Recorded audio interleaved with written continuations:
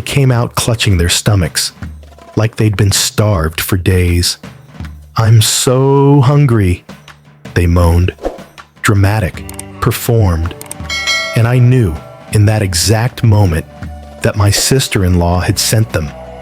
Her kids weren't hungry 10 minutes ago. We were all drawing chalk on the patio.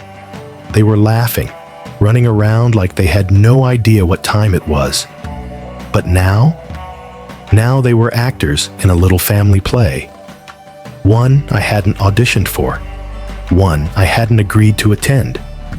So I said what I was thinking. Using your children to emotionally manipulate people into getting your way is pathetic. That's when everything changed. She turned to me and snapped, "Everyone is hungry. Just get over it. If you couldn't afford to pay for dinner, you shouldn't have offered." And in that one sentence, I became the villain, the cheapskate, the jerk who wouldn't feed hungry kids. But what no one seemed to care about was that I was trying to save them $100. 100 real dollars. And all I asked for was 45 minutes. 45 minutes. But let me back up. This didn't start on the patio. It started long before that. 2 weeks ago, to be exact. I'm 32. My spouse is 29. We live in a quiet neighborhood, the kind where families wave at each other from their porches, and the chalk art on the sidewalk tells you who the kids are. My spouse's family came over that weekend. Their parents, their sister, and her kids. It was meant to be a casual hangout. No expectations, no pressure. I was in the backyard with the kids, drawing. Sun was out. Everyone was relaxed. We'd set out a light lunch earlier. Sandwiches, chips, fruit, pretzels, some cheese and almonds. Nothing fancy, but enough to hold everyone over until dinner. At least, that's what I thought. As the afternoon passed, the idea of dinner floated up like a balloon. My sister-in-law was the first to bring it up. "Let's go eat," she said. I checked the time. 5:15. "I think we should wait until 6, I replied. "I've got a coupon. Makes the whole thing way cheaper. Like $100 cheaper." That's not an exaggeration. We'd already said we'd pay for dinner. With the deal, it would have been around 75. Without it, nearly double. Maybe more. For a group our size, that mattered. It mattered a lot. She didn't argue. Not yet. She just gave me a look. The kind of look you get when someone's decided you're annoying, but they're not ready to say it. Then she wandered off to check on the kids. And then, there they were, stumbling dramatically onto the patio, clutching their stomachs. One of them even let out a groan. "I'm so hungry." I stood there blinking. It was like watching a school play, but I wasn't clapping. I was stunned. Within seconds, the mood shifted. My in-laws heard the kids and immediately sprang into action. "Oh well, let's just go now," said my father-in-law. "It'll be fine." My mother-in-law chimed in too. "We don't want them to be starving." I looked at my spouse. They shrugged. "We could just wait," they said quietly, but they didn't push back. They never do with their sister. And that's when I said it. Using your children to emotionally manipulate people into getting your way is pathetic. I didn't yell. I didn't curse. But the air around us froze like glass. Her face tightened. Her eyes narrowed. She didn't deny it. Instead, she said, "Everyone is hungry. Just get over it. If you couldn't afford to pay for dinner, then you shouldn't have offered." And that was the dagger. Here's the thing. It wasn't about affordability. It was about respect. I offered to pay, as a gesture, as something kind. I thought we were on the same team. Waiting until 6 wasn't some grand burden. It was just strategy. I was trying to be smart, trying to stretch money in a way that made sense. And yet suddenly, I was the bad guy, the cheap host, the one who starved the kids. I watched as they started getting ready to leave. No one said thank you. No one asked if we were still okay covering it.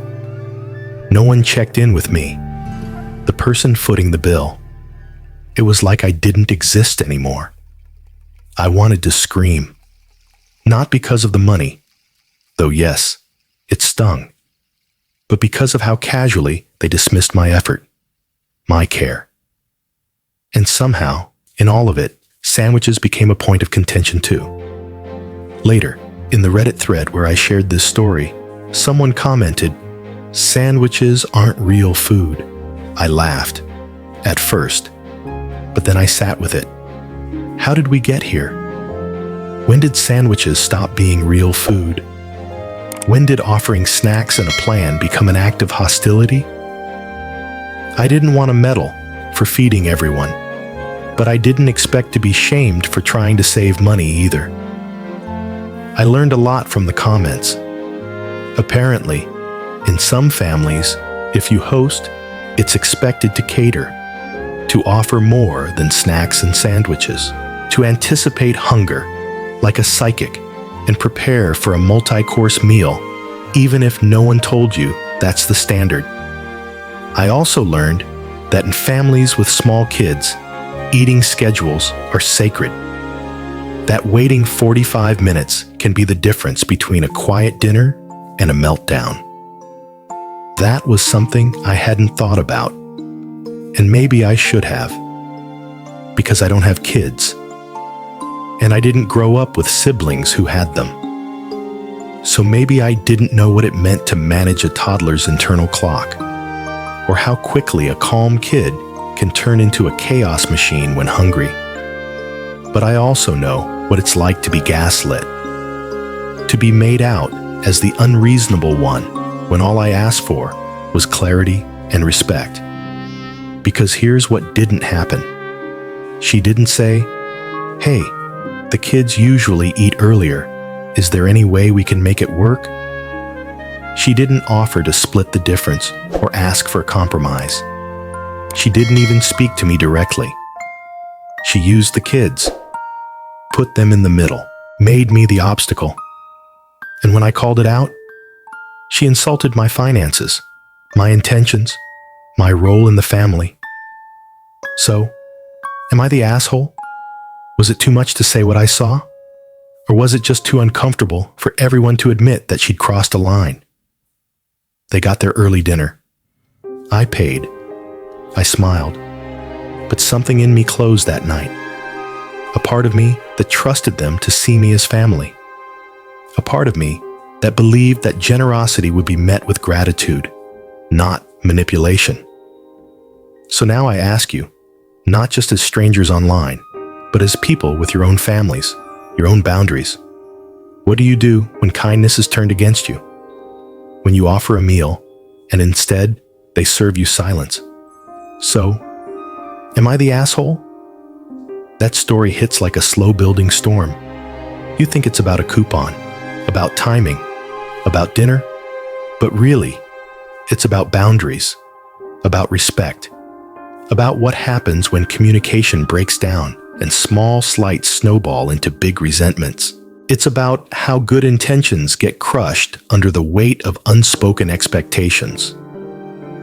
This isn't just a story about sandwiches or a restaurant discount or even a few hungry kids. It's a story about the unspoken rules in families, the ones we never agreed to, but get punished for breaking. It's about how easy it is to make someone feel like an outsider in their own home. And it's about what happens when someone finally speaks the truth and gets labeled the villain for it. So here's our question to you listeners. Have you ever felt punished for setting a boundary? Have you ever been accused of being cheap or cold or dramatic when all you wanted was a little respect? Drop your thoughts in the comments. Share your stories. Let's talk about the invisible power plays that happen around the dinner table.